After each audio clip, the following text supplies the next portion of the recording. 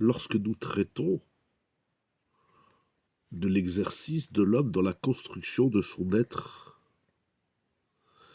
et dans la correction de son être, il existe aujourd'hui un large menu de démarches, de chitotes, comme on dit, de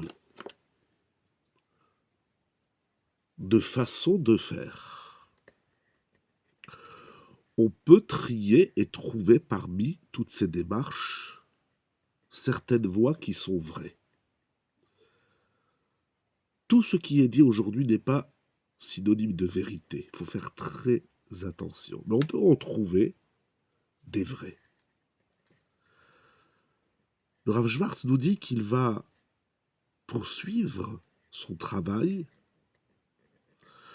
dans ce qu'il appelle Derech Hayesodit Vehashorshit, dans la voie qui touche les bases et les racines de l'être, selon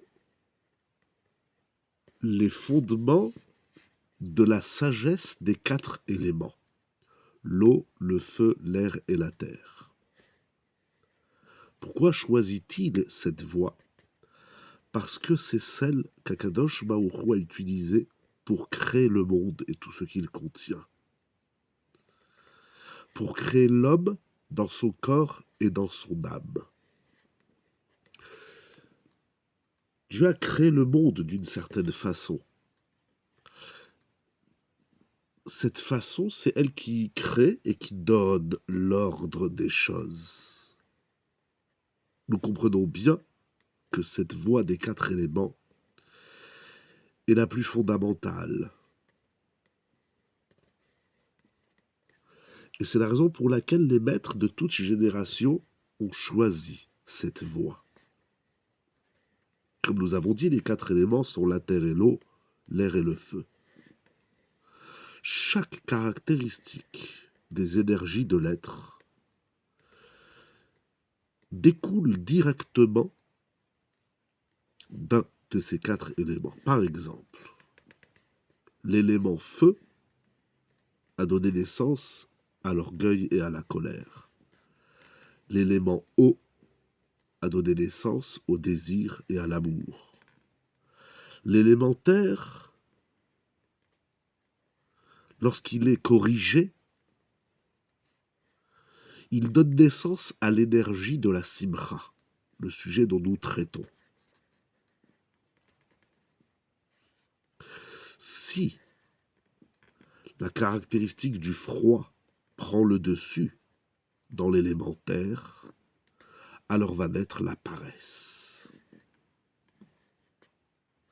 Et si c'est la caractéristique sèche de la terre qui prend le dessus, alors va naître la mélancolie. Il va falloir apprendre le dosage des éléments. Chacun de ces 4 éléments, d'ailleurs, ne se tient pas en lui-même. Il n'existe pas tout seul.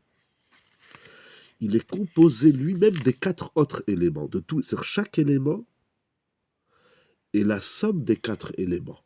Mais c'est une question de dosage. Lorsque nous parlons de l'élément feu, il y a un dosage entre l'air, l'eau et la terre.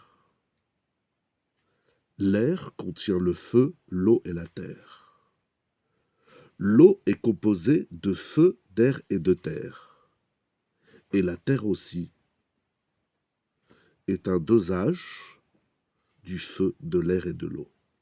La règle veut que chacun des 4 éléments soit lui-même composé des autres éléments, mais chacun son dosage.